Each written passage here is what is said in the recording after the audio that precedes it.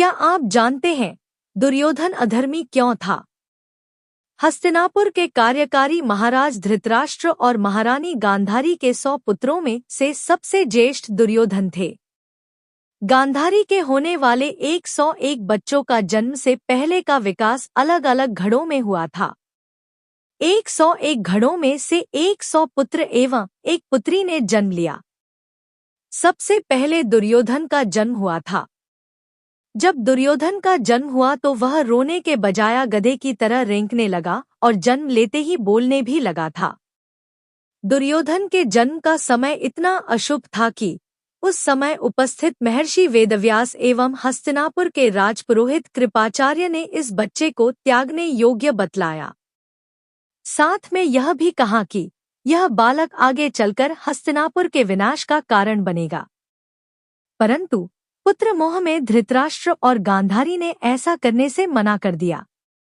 क्रोध का मानवीय रूप। दुर्योधन क्रोध के मानवीय रूप थे। महाराज धृतराष्ट्र जन्मांध थे, परंतु महाराज धृतराष्ट्र केवल आंखों से ही अंधे नहीं थे अपितु मोह में भी अंधे थे। वे पुत्र मोह में इस तरह से जकड़े हुए थे कि वे दुर्योधन के अवगुणों को सदैव हंसी में उड़ा देते थे। जहां कभी उन्हें दुर्योधन की गलती बड़ी लगती थी, वहां वह दुर्योधन से कहने में असमर्थ रहते थे, क्योंकि महाराज धृतराष्ट्र का मोह उनके राजधर्म और पिता धर्म पर भारी था। अपने पुत्र को शिष्टाचार ना सिखाना, उसकी गलतियों पर पर्दा करना और उसके अपराधों पर उसे दंड ना देने का यह नतीजा निकला कि सभी को महाभारत के युद्ध की चौखट पर खड़ा होना पड़ा।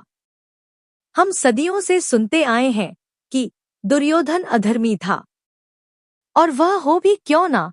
जहां क्रोध है वहां धर्म किस प्रकार हो सकता है?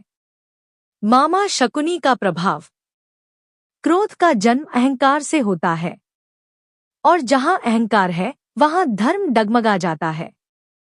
दुर्योधन के मामा शकुनी के लिए उनका भांजा दुर्योधन अति प्रिय था।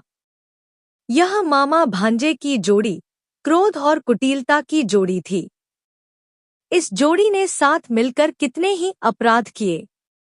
दुर्योधन के अपराध कर्म तो बाल्यकाल से ही शुरू हो गए थे, जब उसने अपने चचेरे भाई भीम को विष देकर मारने का प्रयास किया था। हालांकि भीम बच गए थे। युवावस्था में फिर दुर्योधन ने पांडवों को मारने के लिए वारणावत में लाक्षागृह का निर्माण कराया, जहां पर दुर्योधन के चचेरे भाई पांडवों के साथ उनकी चाची देवी कुंती भी उपस्थित थी। अपने द्वेष की भावना में वह लगातार गिरता गया। द्रौपदी चीरहरण और दुर्योधन का पतन। द्रौपदी चीरहरण उसके पतन का एक और ज्वलंत उदाहरण है, और अंततः उसका पूर्ण पतन तो तब हुआ जब श्री हरि नारायण स्वयं युद्ध टालने के लिए मैत्री संदेश लेकर हस्तिनापुर आए। दुर्योधन ने उन्हें बंदी बनाने का प्रयास किया था। दुर्योधन को अनेक अवसर मिले, परंतु हर बार उसने सिद्ध किया कि क्रोध केवल विनाश जानता है। अहंकार, द्वेष, घृणा, ईर्ष्या की जड़ें इतनी गहरी थी दुर्योधन में कि धर्म तक वो कभी पहुंच ही नहीं पाया। दुर्योधन के दुराचारी होने में उसके जन्म और उसके संस्कार दोनों ही भागीदार हैं।